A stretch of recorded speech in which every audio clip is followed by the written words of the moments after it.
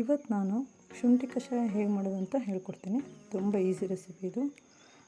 ಮಳೆಗಾಲದಲ್ಲಿ, ಚಳಿಗಾಲದಲ್ಲಿ ಸಂಜೆ ಬಿಸಿ ಬಿಸಿಯಾಗಿ ಮಾಡ್ಕೊಂಡು ಕುಡಿದ್ರೆ ಟೀ ಬದಲು ಇದು ತುಂಬ ಚೆನ್ನಾಗಿರುತ್ತೆ. ಇದನ್ನ ಮಾಡೋದು ಹೇಗೆ ಅಂತ ನಾನು ಹೇಳ್ಕೊಡ್ತೀನಿ.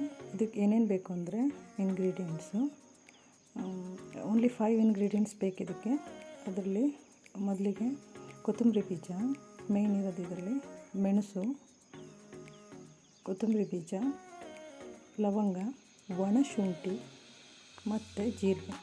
ಇದೇ 5 ಇದು ನಾನು ಸ್ವಲ್ಪ ನಿಮಗೆ ತೋರಿಸ್ತಾ ಇದ್ದೀನಿ.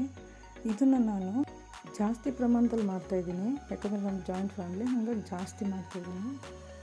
ಅದರಲ್ಲಿ ನಾನು 1 ಕಪ್ ಫುಲ್ಲು ಕೊತ್ತಂಬರಿ ಬೀಜ ತೊಗೊಂಡಿದ್ದೀನಿ, ಆಮೇಲೆ 1/4 ಕಪ್ ಅಷ್ಟು ಒಣ ಶುಂಠಿ ತೊಗೊಂಡಿದ್ದೀನಿ, ಆಮೇಲೆ ಎಲ್ಲ 2 ಟೇಬಲ್ ಸ್ಪೂನು ಮೆಣಸು ಮತ್ತು ಲವಂಗ, ಜೀರಿಗೆ ತೊಗೊಂಡಿದ್ದೀನಿ. ಅದನ್ನೆಲ್ಲ ಈ ಥರ ಲೈಟಾಗಿ ಫ್ರೈ ಮಾಡ್ಕೋಬೇಕು, ಲೋ ಮೀಡಿಯಮ್ ಫ್ಲೇಮಲ್ಲಿ. ಆಮೇಲೆ ಅದನ್ನೀಗ ಆರಕ್ಕೆ ಬಿಡಬೇಕು, ಈ ಥರ ಆರಕ್ಕೆ ಬಿಡಬೇಕು. ಸ್ವಲ್ಪ ಹೊತ್ತು ಆರಕ್ಕೆ ಬಿಟ್ಟ ಮೇಲೆ ಒಂದು ಮಿಕ್ಸರ್ ಜಾರಿಗೆ ಅದಿಷ್ಟನ್ನು ಹಾಕ್ಕೊಂಡು ತರಿಯಾಗಿ ಅದನ್ನು ಗ್ರೈಂಡ್ ಮಾಡ್ಕೋಬೇಕು. ಫುಲ್ಲು ಸಾಫ್ಟಾಗಿ ಇರಬಾರ್ದು, ಅದು ತರಿಯಾಗಿರಬೇಕು. ಈ ಥರ ತರಿಯಾಗಿರಬೇಕು. ಇದನ್ನು ನಾವು ಒಂದು ಏರ್ಟೈಟ್ ಬಾಕ್ಸಲ್ಲಿ ಹಾಕಿಟ್ಕೊಂಡ್ರೆ ವಾಸನೆನೂ ಹಾಗೆ ಘಮಘಮವಾಗಿರುತ್ತೆ. 15ರಿಂದ 20 ದಿನ ಇದು ಯೂಸ್ ಆಗುತ್ತೆ. ಈಗ ನಾನು ಅದನ್ನು ಹೇಗೆ ಮಾಡೋದಂತ ಹೇಳ್ಕೊಡ್ತೀನಿ. ಶುಂಠಿ ಕಷಾಯನ 1 ಲೋಟ ನೀರಿಗೆ ನಾವು ಸ್ವಲ್ಪ ಬೆಲ್ಲ ಹಾಕಬೇಕು.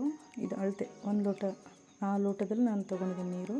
ಅದಕ್ಕೆ ಇಷ್ಟು ಬೆಲ್ಲ ನಿಮಗೆ ಎಷ್ಟು ಬೇಕೋ ಅಷ್ಟು ಹಾಕೋಬೋದು ಬೆಲ್ಲ.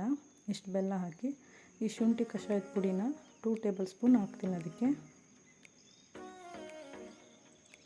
2 ಟೇಬಲ್ ಸ್ಪೂನ್ ಹಾಕಿ ಅದನ್ನು ನಾನು ಲೋ ಫ್ಲೇಮಲ್ಲಿ ಸ್ಟವ್ ಮೇಲೆ ಇಡ್ತೀನಿ. ಅದು ಚೆನ್ನಾಗಿ ಕುದಿಬೇಕು, ಲೋ ಫ್ಲೇಮಲ್ಲೇ ಕುದಿಬೇಕದು. ಅದಕ್ಕೊಂದು ಈ ಥರ ತಟ್ಟೆ ಮುಚ್ಚಿ, ಅದು 1 ಲೋಟ ಇರೋದು 3/4 ಲೋಟ ಆಗಬೇಕದು. ಆ ಥರ ಕುದಿಬೇಕದು, ಈ ಥರ ಕುದೀತಾ ಇರಬೇಕು. ಕುದ್ದ ಮೇಲೆ ಅದು 3/4 ಲೋಟ ಆಗುತ್ತೆ, ಅಂದರೆ ನೀರಿಗೆ ಇದು ಕಡಿಮೆ ಆಗ್ತಿರೋದು ಗೊತ್ತಾಗುತ್ತೆ ನಮಗೆ. ಗೊತ್ತಾದಮೇಲೆ ಅದನ್ನ 5 to 10 ಮಿನಿಟ್ಸ್ ಸಾಕು, ಆಫ್ ಮಾಡಿ ಸೋಸ್ಕೋಬೇಕು. ಈ ಥರ ಕ್ಲೀನಾಗಿ ಸೋಸ್ಕೊಂಡು ಶುಂಠಿ ಕಷಾಯ ಬಿಸಿ ಇದ್ದಾಗೆ ಕುಡಿಬೇಕು. ಬಿಸಿ ಇದ್ದಾಗ ಕುಡಿದ್ರೇ ಅದು ಫುಲ್ ಫ್ಲೇವರು, ಇದು ಟೆಕ್ಸ್ಚರು ಎಲ್ಲ ಇರುತ್ತೆ. ಇಲ್ಲ ಆರಿದ ಮೇಲೆ ಕುಡಿದ್ರೆ ಅದೇನು ಎಫೆಕ್ಟಿವ್ ಆಗಿರೋದಿಲ್ಲ. ಹಾಗಾಗಿ ಬಿಸಿ ಇದ್ದಾಗೆ ಕುಡಿಬೇಕು, ಚೆನ್ನಾಗಿರುತ್ತೆ. ನಿಮಗೆ ಬೆಲ್ಲ ನಿಮಗೆ ಎಷ್ಟು ಬೇಕೋ ಅಷ್ಟು ಹಾಕ್ಕೋಬೋದು. ಮುಂಚೆ ಹೇಳಿದ್ದೀನಿ ನಾನು ಅದನ್ನು.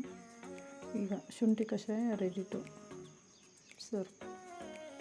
ಇನ್ನು ಈವ್ನಿಂಗ್ ಮಾಡ್ಕೋಬೇಕು. ಇದನ್ನು ಈವ್ನಿಂಗ್ ಕುಡಿದ್ರೆ ತುಂಬ ಚೆನ್ನಾಗಿರುತ್ತೆ. ಒಂದು ವೇಳೆ ನಿಮಗೆ ಈ ವಿಡಿಯೋ ಇಷ್ಟ ಆದರೆ ಲೈಕ್ ಮಾಡಿ, ಶೇರ್ ಮಾಡಿ, ಸಬ್ಸ್ಕ್ರೈಬ್ ಮಾಡಿ.